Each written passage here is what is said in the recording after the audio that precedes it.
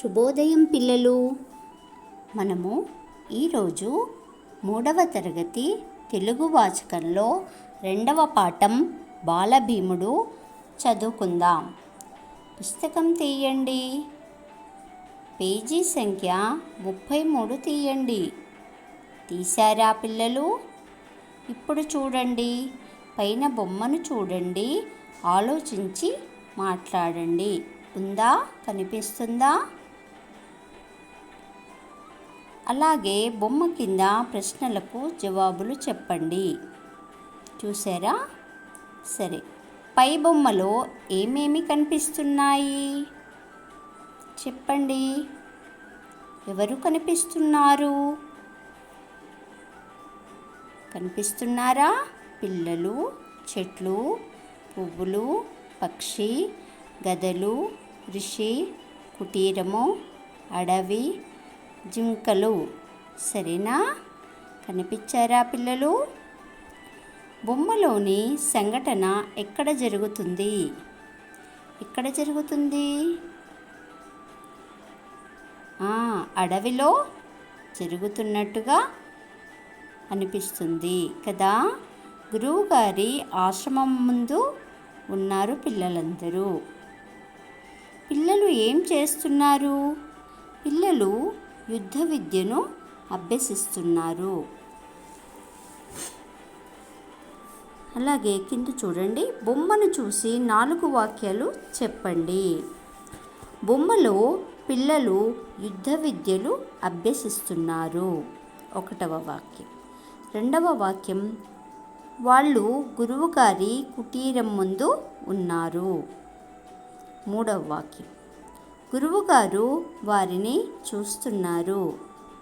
4వ వాక్యం, జింకలు గడ్డి మేస్తున్నాయి.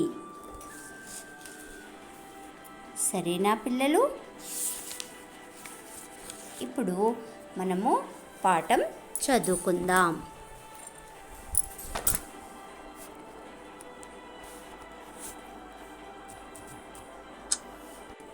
పేజీ సంఖ్య 34 తీయండి.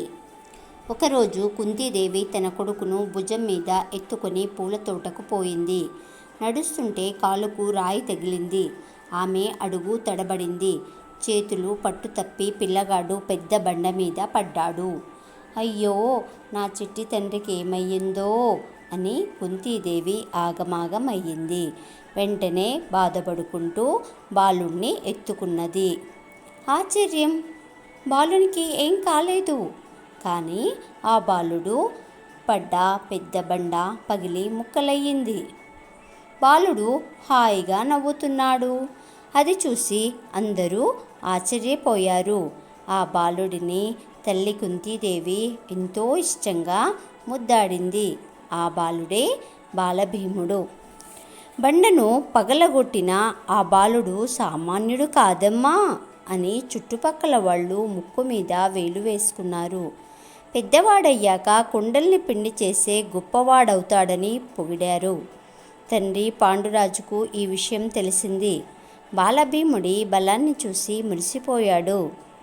పాండురాజు 5 కొడుకుల్లో భీముడు 2వవాడు.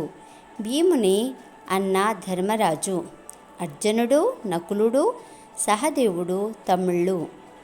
ఈ 5 పంచపాండవులు అంటారు. పాండురాజు అన్న ధృతరాష్ట్రుడు. ఆయన హస్తినాపురానికి రాజు. ధృతరాష్ట్రునికి 9 కొడుకులు. వారిని కౌరవులు అంటారు. కౌరవుల్లో పెద్దవాడు దుర్యోధనుడు. చిన్నప్పుడు పాండవులు, కౌరవులు అంతా కలిసి చదువుకున్నారు, ఆడుకున్నారు. ఆటల్లో భీముడు ఎప్పుడూ కౌరవుల్ని ఓడించేవాడు. ఆటల్లో బాగా అలసిపోయి ఆకలి ఆకలి అంటూ మాటిమాటికి ఇంటికి పోయేవాడు. ఇంట్లో ఉన్న ఆహార పదార్థాలు ఏమున్నా భీముడు కడుపు నిండా తినేవాడు. తిరిగి వచ్చి చదువుకోవడానికి, ఆడుకోవడానికి పోయేవాడు. ఒకసారి కౌరవులందరూ చెట్టెక్కి పళ్ళు తెంపుకుంటున్నారు. అదే చెట్టు ఎక్కబోతున్న భీముణ్ణి కౌరవులు అడ్డుకున్నారు. భీమునికి కోపం వచ్చింది.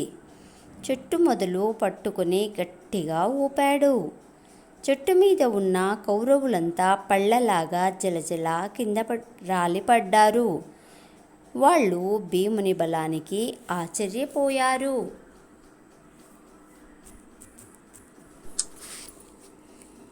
కోపంతో భీముని మీద తిరగబడ్డారు. అయినా భీముడు భయపడలేదు. వాళ్లను చితకబాదాడు. ఏమీ చెయ్యలేక కౌరవులందరూ భీముని పైన ద్వేషం పెంచుకుని రోషంగా వెళ్ళిపోయారు. ఎట్లాగైనా భీముణ్ణి ఓడించాలని అనుకున్నారు.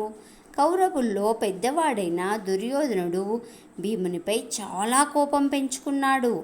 ఒకనాడు భీముడు ఒంటరిగా ఉండటాన్ని దుర్యోధనుడు చూశాడు. అతనికి విషాహారం తినిపించాడు. దాంతో భీముడు స్పృహ కోల్పోయాడు. అప్పుడు కౌరవులందరూ కలిసి భీముణ్ణి తీగలతో బంధించారు. ఎత్తుకుని పోయి నదిలో పడేయాలనుకున్నారు. కానీ అంతమంది కలిసి కూడా భీముణ్ణి ఎత్తలేకపోయారు. భీముణ్ణి దొర్లించుకుంటూ పోయి నదిలో పడేశారు. భీముడు అడుగున ఉన్న పాతాళలోకానికి పోయాడు. అక్కడ ఉన్న విషసర్పాలు భీమునిలో ఉన్న విషాన్ని పీల్చివేసి అతనికి ఎట్లాంటి అపాయమో జరగకుండా చేశాయి. భీముని కట్లు తెంపాయి. కొంతసేపటికి భీమునికి స్పృహ వచ్చింది. అక్కడ ఉన్న నాగరాజు తన బంధువని తెలుసుకున్నాడు. అతని దయ వల్ల 1000 ఏనుగుల బలాన్ని పొంది బయటకు వచ్చాడు. మరికొన్ని దినాలకు ఒకరోజు గురువు ద్రోణాచార్యుడు కౌరవ పాండవులకు బలపరీక్ష పెట్టాడు. అందులో దుర్యోధనుడికి భీమునికి మధ్య గదా యుద్ధం జరిగింది. దాంట్లో కూడా భీముడే గెలిచాడు. భీముడు ఈ విషయాన్ని ఆనందంతో తల్లికి చెప్పాడు. అప్పుడు తల్లి, నాయనా, నీ బలాన్ని ఇతరులకు మేలు చేసేందుకు ఉపయోగించు అని బుద్ధులు చెప్పింది. సరేనమ్మా, నేను పెద్దయ్యాక నా బలంతో చెడ్డవాళ్లను శిక్షిస్తా, మంచివాళ్లను రక్షిస్తా అన్నాడు భీముడు.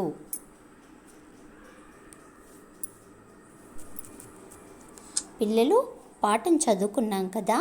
ఇప్పుడు మనము వివరంగా తెలుసుకుందాం. ఒకరోజు కుంతీదేవి కొడుకును భుజం మీద ఎత్తుకొని పూల తోటలోకి వెళ్ళిందంట. అక్కడ నడుస్తూ ఉంటే కాలుకు రాయి తగిలి ఆమె అడుగులు తడబడినాయి. చేతులు పట్టు తప్పి బాబు కింద పడ్డాడు. అయ్యో, నా చిట్టి తండ్రికి ఏమైందో అని కుంతి బాధపడుకుంటూ బాబును ఎత్తుకుంది. ఆశ్చర్యం, బాలుడికైతే ఏమీ కాలేదు. కానీ ఆ బాలుడు పడ్డ పెద్ద బండ పగిలి ముక్కలైపోయింది.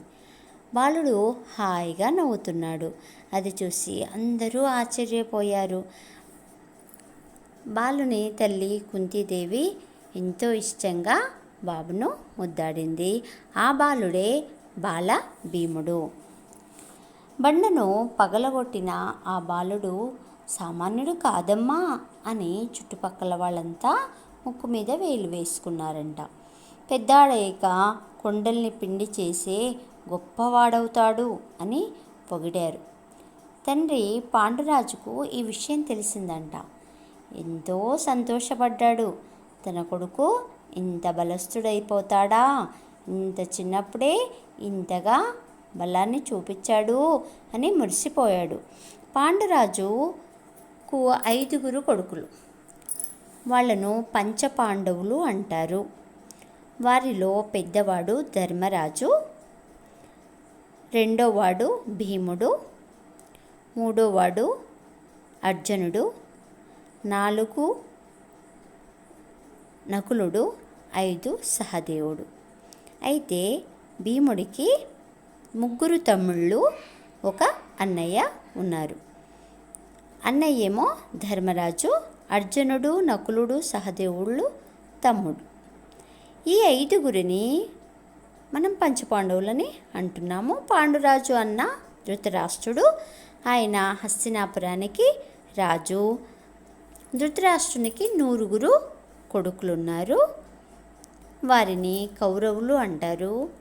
వారిలో అందరికన్నా పెద్దవాడు దుర్యోధనుడు.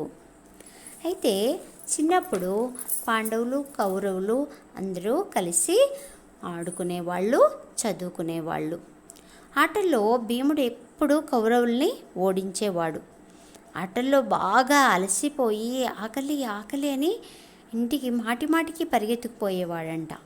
ఇంట్లో ఉన్న ఆహార పదార్థాలు ఏమైనా ఉంటాయి కదా, ఇంట్లో తినుబండారాలు అలాంటివి చకచకా తినేసి మళ్ళీ కడుపు నిండా తినేసి తిరిగి వచ్చి చదువుకోవడానికి ఆడుకోవడానికి వెళ్ళేవాడంట. ఒకసారి కౌరవులు చెట్టెక్కి పళ్ళు తెంపుతున్నారంట. అదే చెట్టు ఎక్కడానికి భీముడు కౌరవుల దగ్గరికి వెళ్ళాడు. కౌరవులేమో అతన్ని చెట్టు ఎక్కనీయకుండా తోసేశారు. భీమునికి కోపం వచ్చింది. ఎంత కోపం వచ్చింది అంటే ఇంతసేపటికి వాళ్ళు ఎక్కనివ్వలేదు. దానికి చెట్టు మొదలు పట్టుకొని గట్టిగా ఊపాడంట.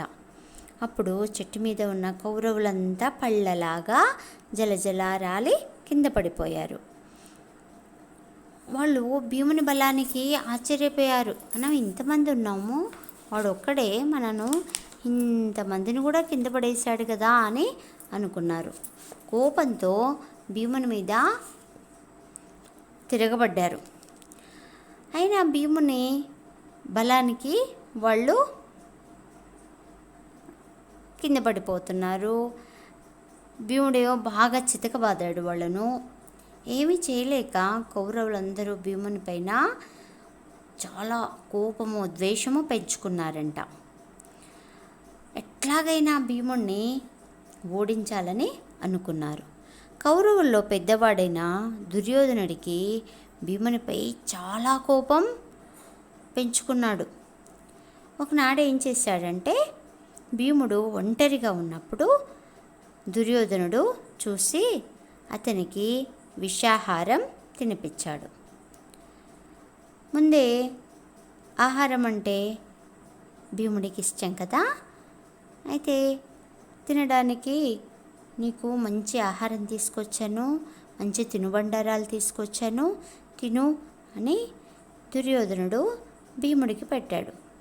భీముడేమో ఆకలి ఆకలి అనుకుంటూ తిరిగేవాడు కనుక సరేలే అని తీసుకుని తిన్నాడు. దాంట్లో విషం కలిపి ఉంది. ఆ విషయము ఈయనకు తెలియక తినేశాడు. తర్వాత ఆహారం తిన్న తర్వాత స్పృహ కోల్పోయాడు. స్పృహ కోల్పోయిన తర్వాత వీళ్ళేం చేశారంటే తీగలుతున్న భీముణ్ణి కట్టేశారు. ఎత్తుకుని పోయి నదిలో పడేయాలనుకున్నారు. కానీ ఎంత మంది కలిసి అతన్ని లేపనీకపోయినా ఎత్తలేకపోయారంట.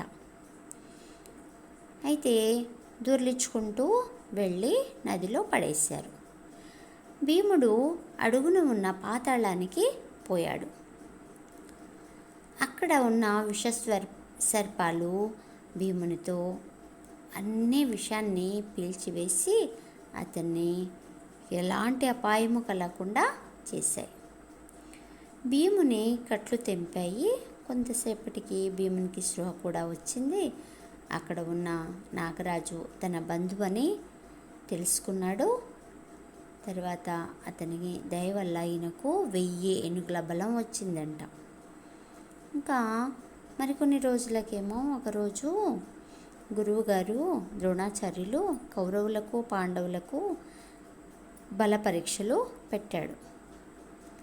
పోటీలు, ఎవరెవరికి ఎంత బలం ఉంది బల పరీక్షలు. ఇప్పుడు మనం పరీక్షలు పెట్టుకుంటున్నాం కదా, ఆ విధంగా బల పరీక్షలు పెట్టారంట.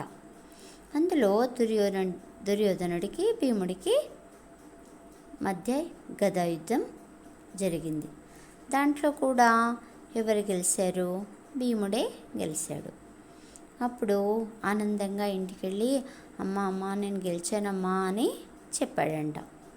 అప్పుడు తల్లి ఏమందంటే, నాయనా నీ బలాన్ని ఇతరులకు మేలు చేసేందుకు ఉపయోగించు అని బుద్ధులు చెప్పింది.